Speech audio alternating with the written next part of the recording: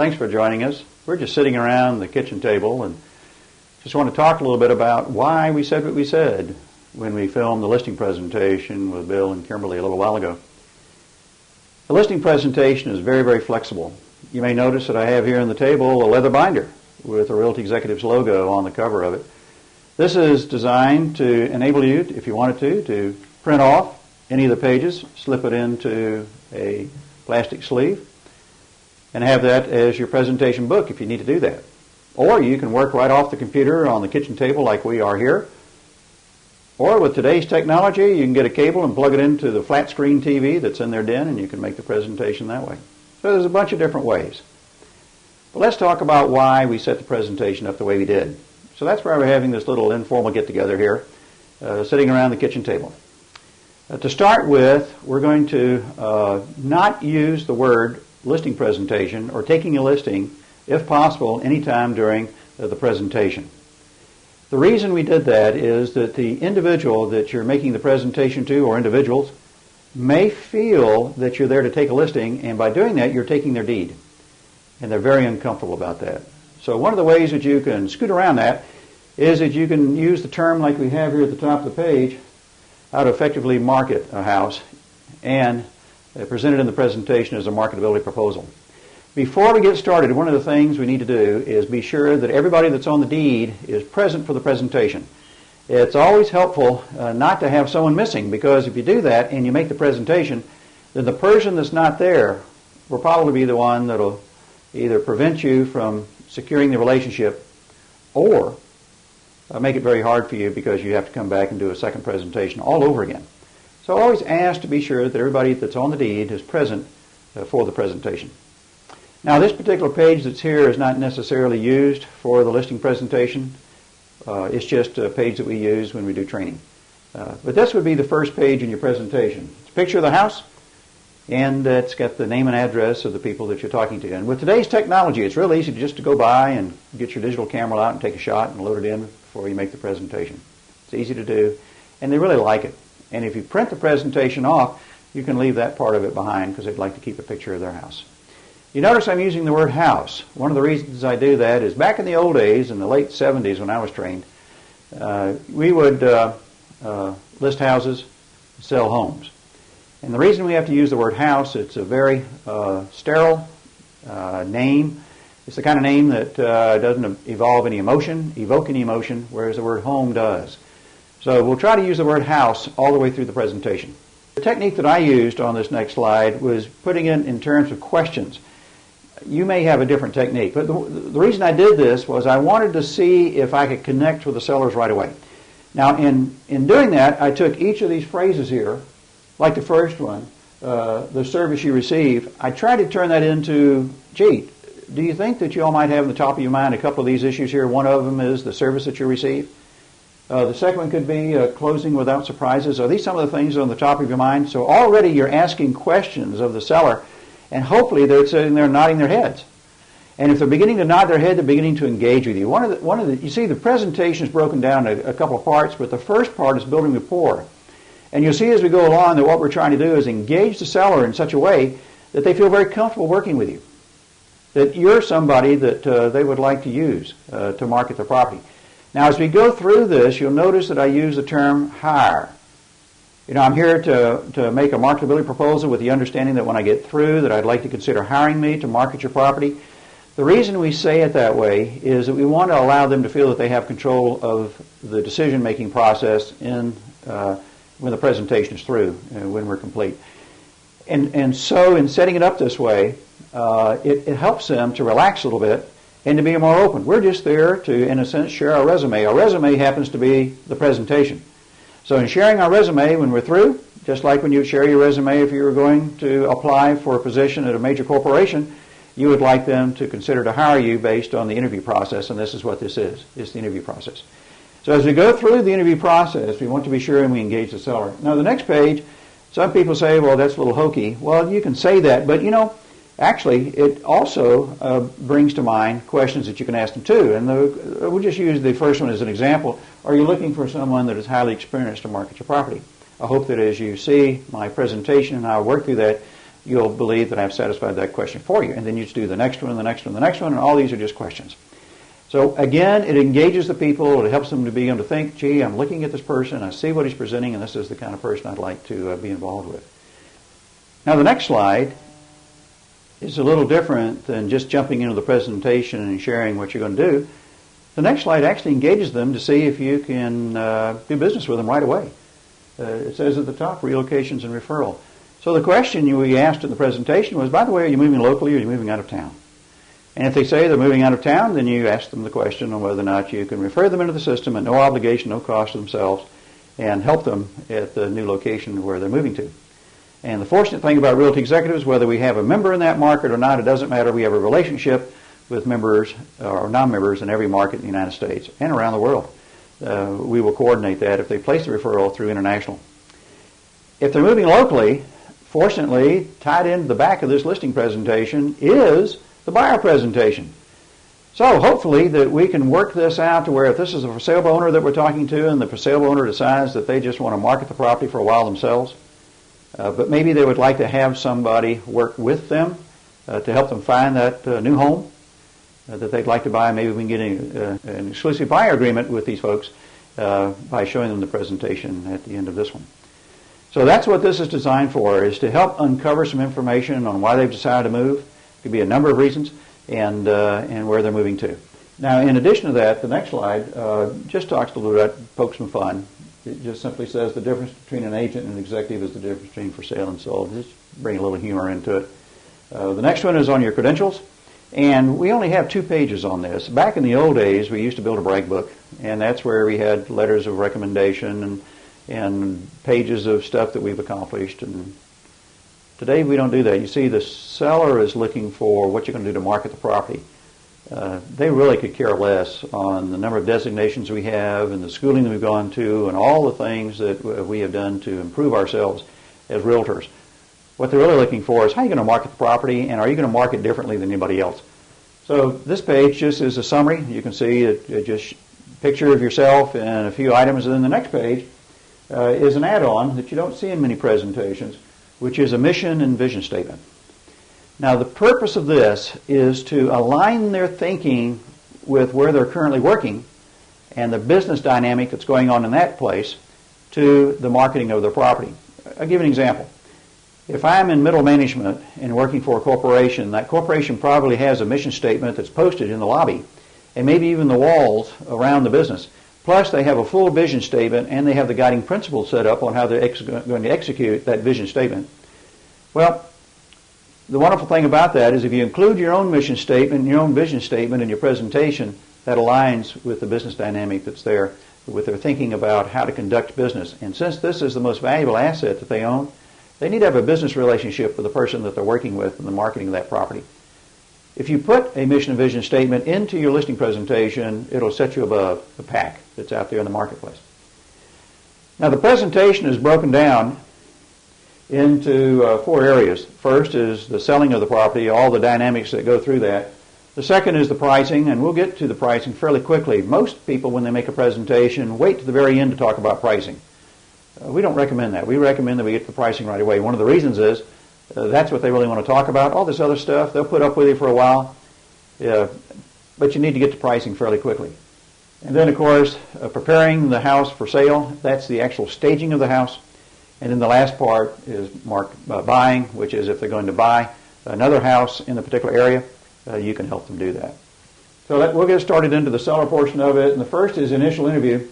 And here we just have a few sentences. The first one says, familiarize ourselves with the property and a symbol of some information. Here's where you actually stop the presentation and you ask them a lot of questions.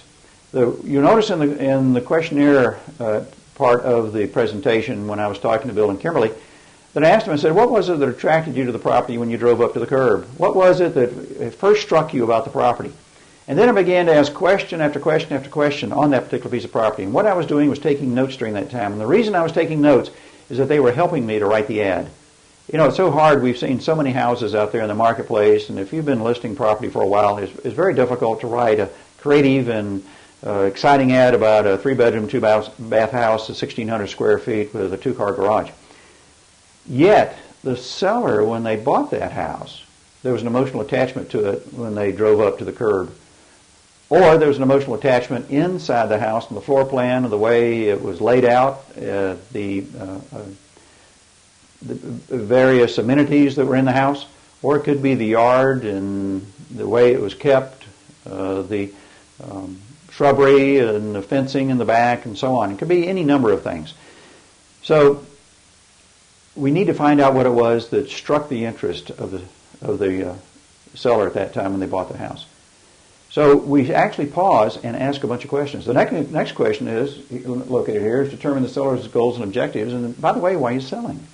What is the reason that you're putting the house on the market? And this is very important that we allow them to spend a few minutes on talking about that. In my experience, it's been that when a person is selling their house, they're under stress. It could be they're downsizing, or they're upsizing, or it could be divorce, or it could be death in the family. It could be a number of things. But every one of them is very stressful. And so, if it is a very stressful situation, it's very important that we uncover what that situation is. Let them talk about it. Spend 5 or 10 minutes letting them review their motives behind it. And another question you ask is, well, how soon do you need to be out of the house? That's very, very important for motivation and also for pricing. So you always ask that up front. Now, the next one is explaining the process of selling, which we get into, and of course, to begin to formulate the marketing plan. The next slide shows you what's involved in the marketing of a property. And this is powerful. If there's a for sale by owner out there and he's trying to market it on his own, he may not know, or she may not know, that these are all the things that you have to do. And if I saw that, it scared me, because I wasn't sure that I was going to have to check on each of these things to get this thing closed. Well, that's what they pay us for, and that's why they pay us the commission they pay us, because we carefully monitor each of these areas in the sale of the property to be sure that they're handled properly and the property can get to closing and everybody can be funded accordingly. The next one is the inspections page. Very quickly, it just shows you all the differences of the types of inspections that are involved and that they'll be occurring at the house. The next is market prep. This is where we begin to stage the property very gently, very easily. We begin to work them into the last part of the presentation, which is the staging portion. And the first one just says the buyers can't afford to make repairs or decorate.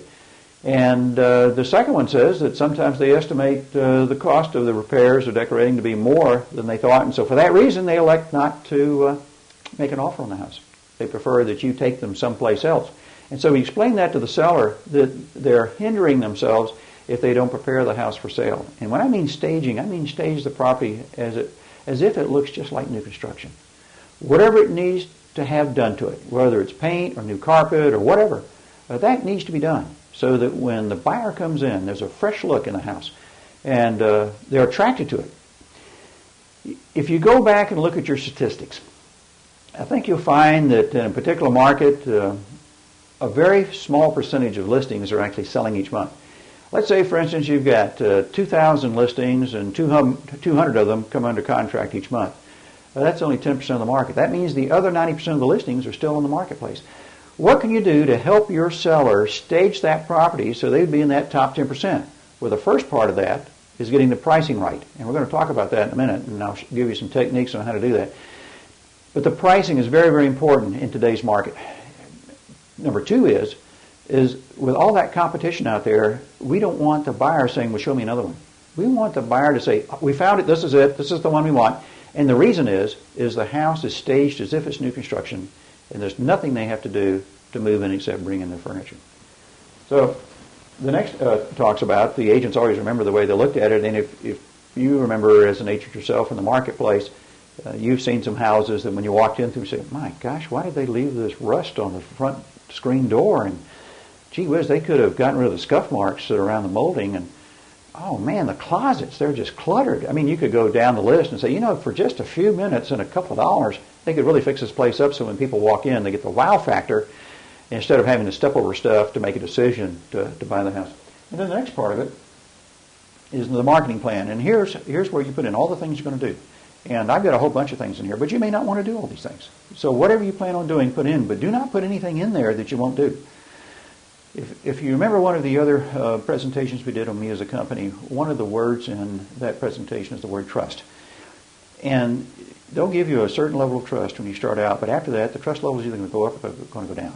And what you want to be sure is you don't artificially have it go down because you put something in your presentation that you end up not doing, and that begins to reduce that level of trust.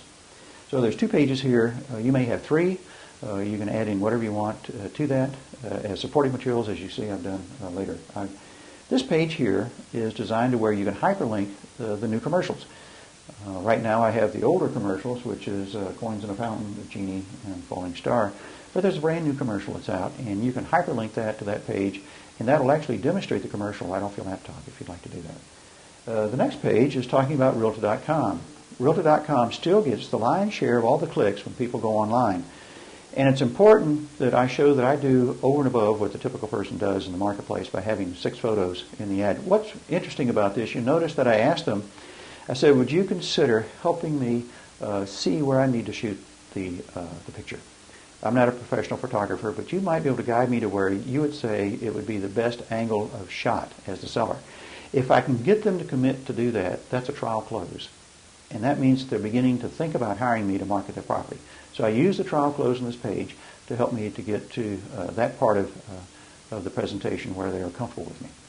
The next is all the websites that you use to market properties. It's important that you have these in your presentation and they link out. If you're in an area that you can connect to the internet, or you have a remote card like a phone card from either Sprint, or I prefer that you use Verizon because you get a 15% discount, or AT&T, but any of them, it doesn't matter. Whatever your phone card is, you can plug that in and go online, and you can actually be demonstrating these websites that you go to, showing that you will be once they hire you, that you'll be placing their property on the internet, and it'll be spread all over the world through these various websites. I just happened to show a dozen in that one. Here is the home warranty. There are a number of home warranties out in the marketplace. This happens to be CNA. There are others out there. Realty Executives has a brand new one, and their own licensed, branded home warranty, which is outstanding. And again, you have the right to choose, but I would encourage you to choose a home warranty for the seller. A couple things happen. It helps the house sell faster, and it helps to sell for more money. And that helps you because your commission's higher, and also you get it sooner.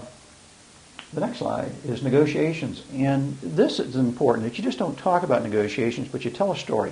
And you notice as I go through the presentation, I tell numbers of stories. And the reason is that I want to get them involved. If we talked about it, like in this particular case, I asked them if they'd ever purchased a car through a dealer. And in most cases, people have. And they know they hate that. And they would prefer to do anything else than go in there and negotiate with a car salesman. Wouldn't it be wonderful if we could hire an individual to go in and negotiate that for us? Well, the same thing is true in real estate. They need to have a person in the middle. And that's why we share a story to where they get emotionally tied to the story, and then when we shift it back into real estate, they see exactly what we're talking about, and they see the need to have a third party like ourselves involved in negotiations. So I would spend some time in negotiations and come up with your own stories that might work. Same mutual objectives, maximize value, minimize market time, and eliminate and avoid difficulties. And again, the little slide in here, the difference between for sale and sold is maybe hiring somebody like you to market their property. Now we're going to jump into pricing. First slide is very important. It talks about the seller sets the price, and we mean that. We don't want you to set the price for the seller. Now they're going to ask you this. They're going to say, well, what do you think? Well, based on all the information you've given us, what should we put it on the market for? And stay away from that.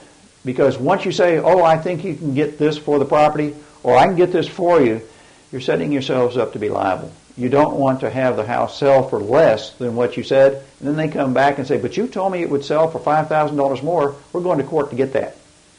So be real careful. And as you stage this, I'll show you one of the ways that I would stage it to get them to set the price and not me set the price for them. Of course, the second slide says the buyer will determine the value of the property based on the price you put it on the market for as a seller. And then, of course, the bank will validate that. Now, the next slide is a slide that was in the original Realty Executives presentation back in the late 90s. And it's an interesting slide. Let me take just a couple of minutes to explain it. If you take a look over here at the FMV, that's called fair market value.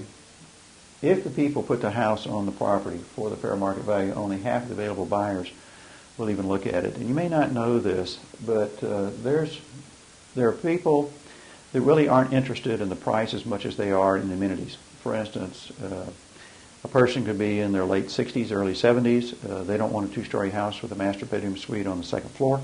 And so they're looking at a property that has to be on the first floor, or, it's all in one story, or they have an elevator in the property so they can get to the second floor. Well, or you may have young children and the particular property that you have on the market is on a through street and they want to be on a cul-de-sac. So there are a lot of reasons why, even though the property could be priced right at market, the buyers are not looking for a steal. You know, they could go buy a foreclosure if they're looking for a steal. They're just looking for a fair priced property. And so even if we put it on the property on the market at fair market value, only half of the available buyers are going to look at it. And so what this slide shows is as you go up in price, you reduce the number of available buyers. And at 10% up, you lose another 25% of the available buyers. And when you go up 15% total from the list price, then you're going to lose all but 1% of the buyers, and or one of the buyers. Say, for instance, if you had 10 buyers, half of them would only be looking at it, which is 5.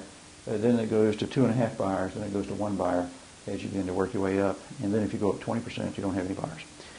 And the important thing is that you keep a good, strong pool of buyers out there looking at the property. And you have to educate the seller that the greater the number of available buyers that qualify, the greater the chance of sale.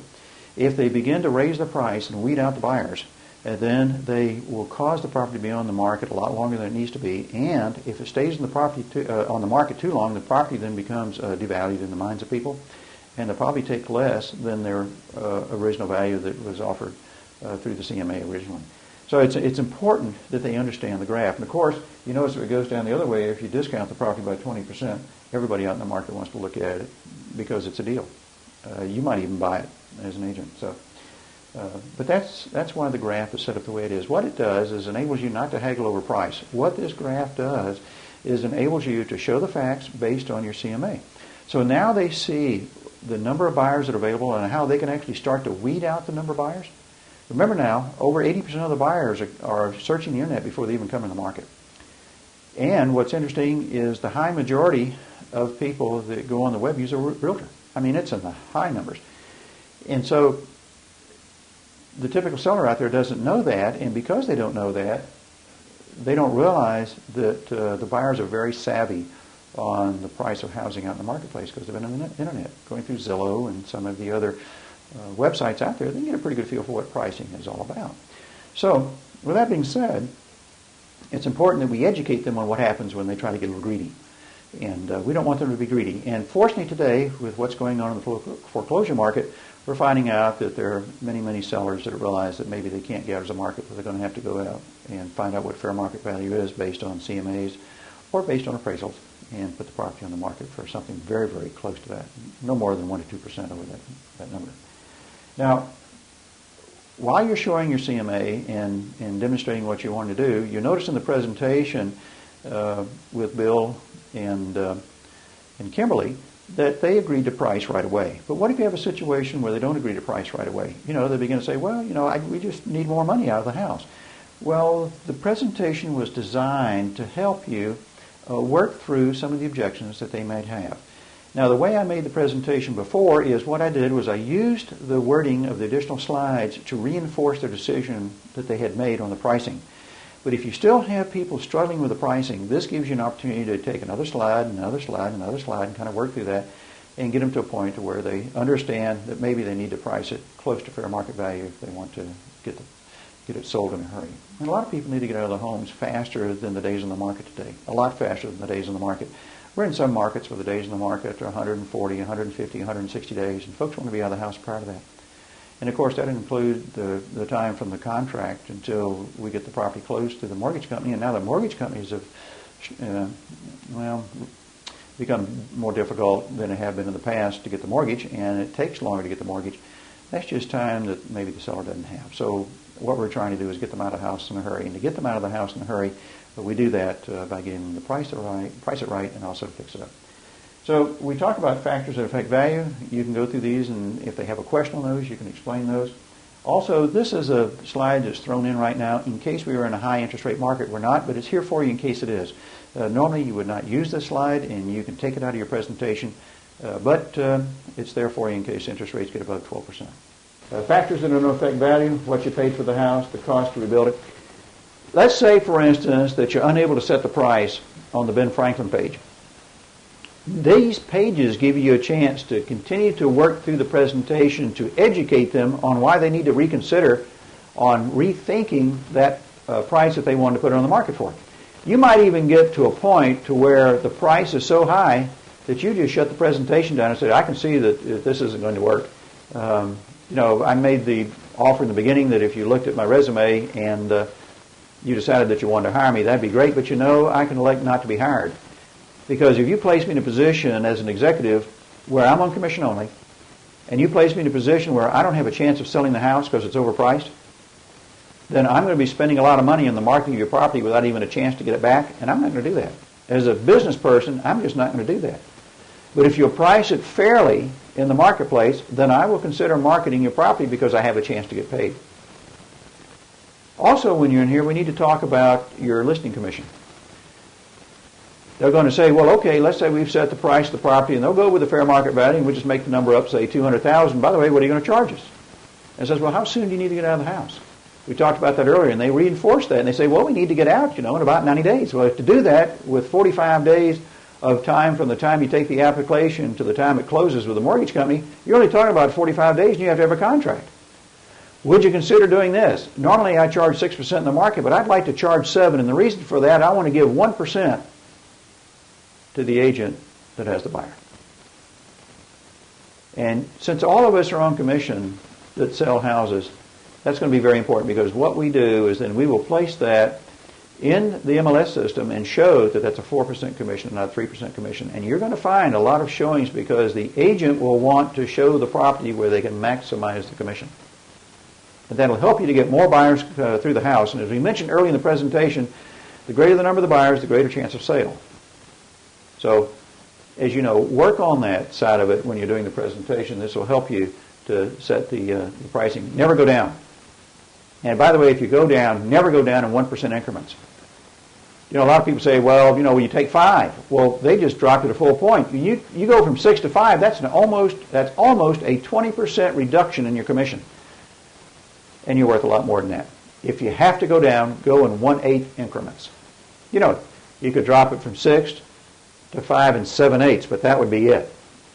If you have to trim it in 1/8. Or you can go up in 1/8. You don't have to go up full points.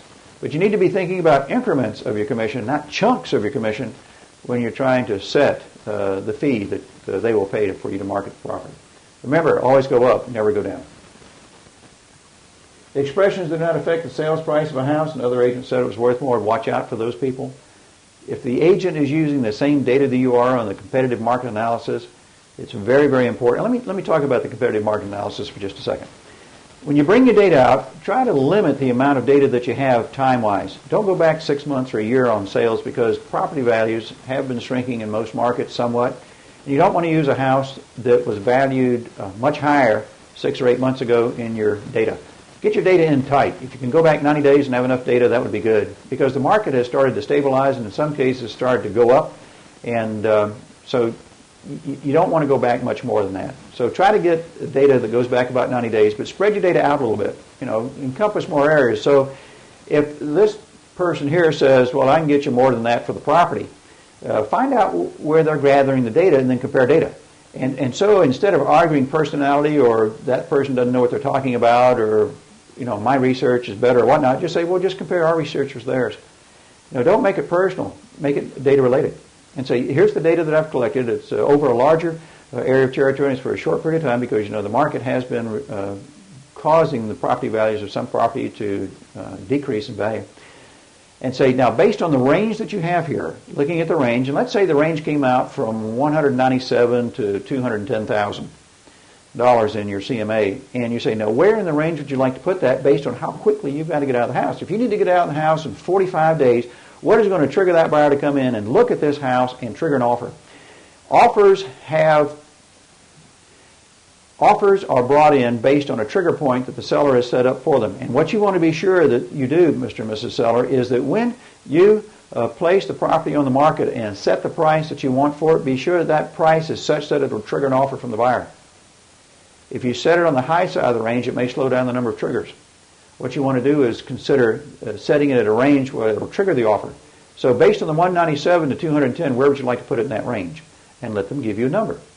And then work with them on that number to get it to where, are you sure that's where you want it? Again, let's be sure that you want to get out of the house in only 45 days. If we worked it down a little bit further and I got you a contract within 3 days, would you be upset? because we found the buyer right now in the marketplace, and that triggered the offer on the property. So as you go through each of these, be sure you have a good answer. And if you have a story that backs it up, especially if there's one that stops on it, you can go through here and say, are there any of these that we need to talk about? When I made the presentation of the Bill and Kimberly, they agreed to the price, they agreed to the terms without me getting to these particular slides.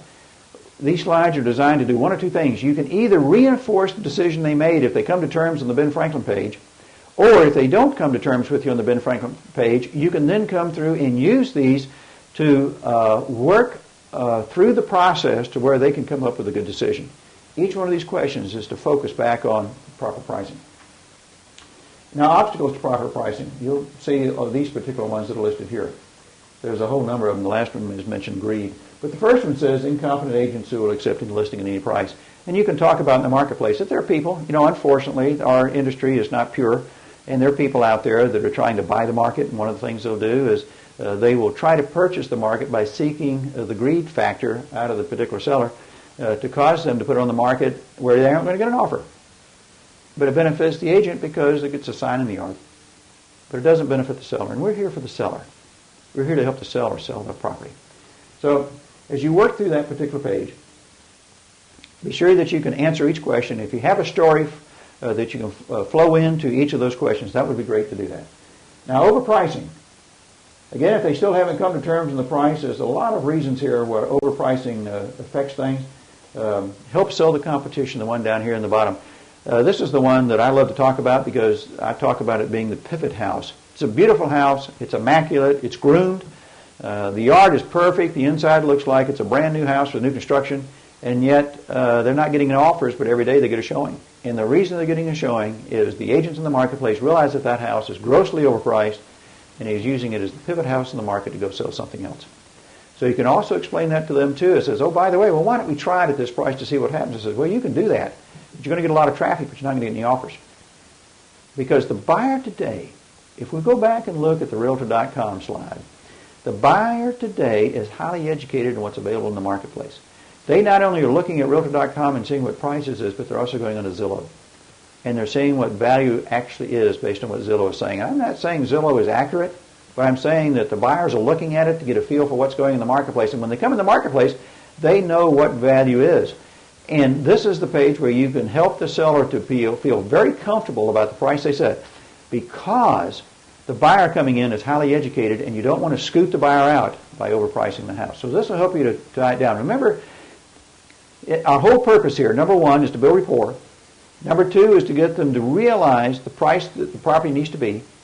Number three is to get it to be staged to where it's proper, and then you can get a contract. That's all we're doing. It's a very simple presentation. Sure, it's got some bells and whistles and tools that we offer and so on. All these other things that we can talk about in your marketing plan. But basically, it's to build rapport, it's to get the price right, and it's to stage it. So we're working on the pricing still. And there's a number of slides here. And we're the only presentation probably out in the marketplace where all the objections that are on the seller's minds are in the presentation. We don't want to hide anything. We don't want to come to the end and start to perspire because all of a sudden they pop that objection on us. What we would rather do is have the objections listed in the presentation so that they're overcome by the time we get to the end.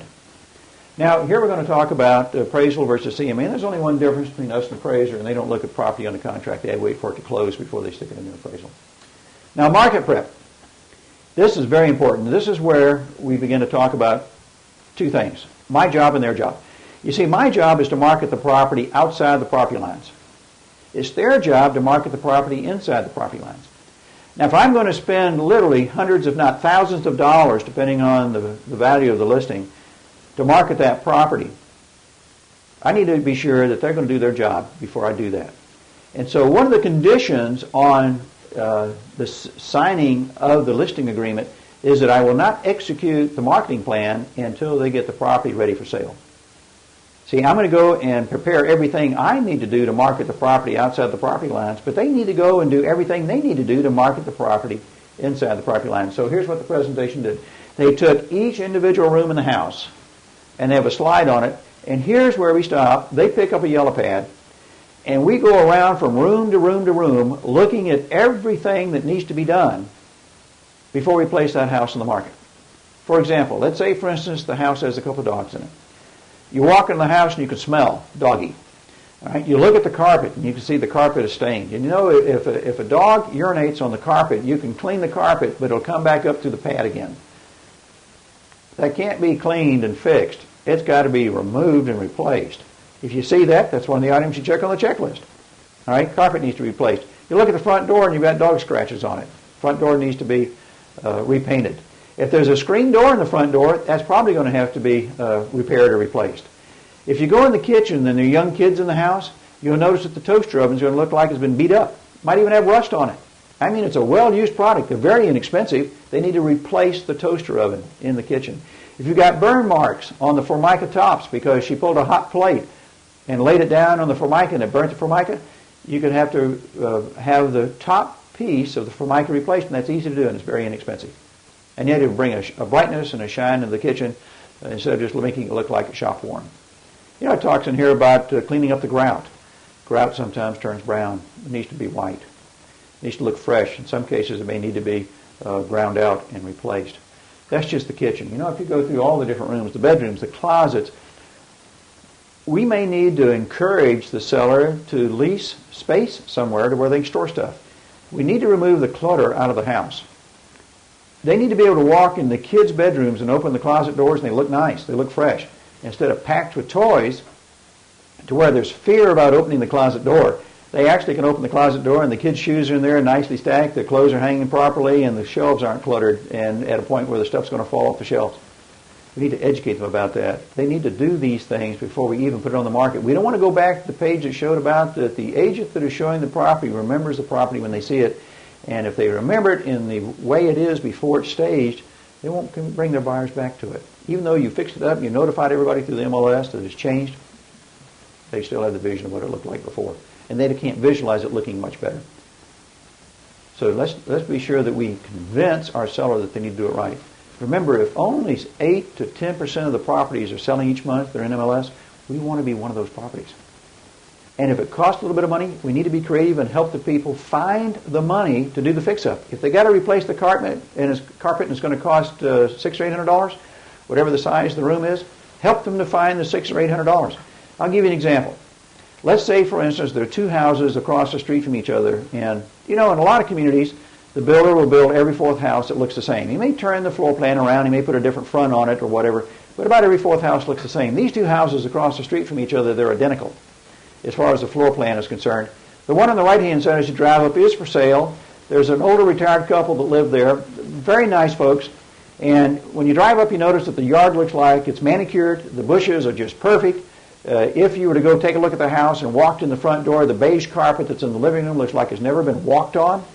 When you walk in the spare bathroom, you've got two shower curtains, a nice decorative curtain outside the tub and one inside the tub. The sink is spotless. There's soap on the side. There's probably different colors and little balls. The towels are color coordinated. You know, you go in the spare bedroom and you look in the closet, and the clothes that are hung in that spare bedroom are probably 1.25 inches apart. They're measured out.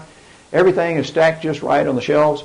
It's just pretty high. You go into the kitchen, toaster oven looks like it's never been used. You go in the garage, everything is stacked away perfectly. Everything has hooks to hang on or shelves to place on, and it's just really nice. So now you're going across the street. This is where you're making the presentation, and you can't even turn in the driveway because the kids' bikes are laying in the driveway. You can't get out of the car because a Labrador Retriever comes up and meets you at the door and won't let you out the car. Now, what's the difference between the yard across the street that's immaculate and this yard? Pretty torn up, isn't it? And as you approach the front door, what do you notice about the scratches on the door because the dog's trying to get back in? What do you notice about the carpet? There's probably a trail all the way around to the kitchen through the living room because the kids come in and out, they don't wipe their feet, and the dog's been in there, and you can tell the difference. You go in the kids' bathroom. There's only 2 bathrooms in the house. You go in the kids' bathroom. Where's the shower curtain? It could be in or out of the shower. We don't know. Where's the soap? It could be in the bottom of the sink or the bottom of the tub. The towels on the floor. You go in the kitchen. The toaster oven, as I mentioned earlier, looks like it's been beat up. I mean, it's a mess. Now, what's interesting, the house across the street's for sale for $200,000. Guess what these folks want to put it on the market for? They want to put it on the market for $200,000 also. But they don't have a chance of getting that. They may get $181,000, $182,000 for it because the buyers coming in will see the one across the street and what they have to do there. And they're going to make a low-ball offer because they think of all the things they've got to do to fix the house up to make it look like the one across the street that, by the way, is staged to look like new construction. So we've got our work cut out for us. And by the way, why do I want to go through all that? Why don't I just take it as is and stick it on there for $180,000? Because my commission is going to be a lot lower. 20% of $20,000, 6% of $20,000 is still a lot of money. And I don't want to give that up. So I'm going to encourage them to fix this up. And if these youngsters don't have the money, we're going to help find the money for them, because when they close, that $20,000 difference will more than pay back the little bit they had to put in to fixing the house up to make it ready for sale. So that's why we do that. That's why we work on this, and that's a big part. Other franchises hand them a brochure.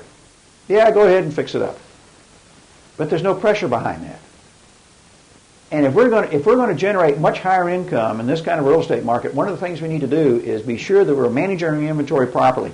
And this is a big piece of that. So bedrooms and living room and closets, you can look through these and see all the things they need to do. They need to be jotting down notes and everything. And by the way, here's the garage. The garage needs to look great.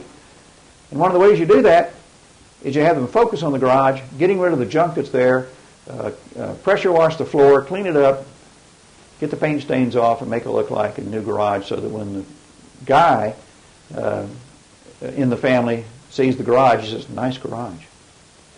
And that's a selling point for him. She'll love the kitchen, but he'll love the garage. So as we work on through this, the outdoors, the yard, by the way, the yard where the kids are running around it, we probably need to spray it with nitrogen to get it to turn green, get it mowed, maybe plug it in a few places. It needs to look nice. And then the next one is when the property is shown, you can review with them in here what they need to do to prepare the house for showing, final touches that need to be done, and then this page here. It's a very simple page. And during your presentation, you need to look for trial closes. I shared one with you, which is on the Realtor.com.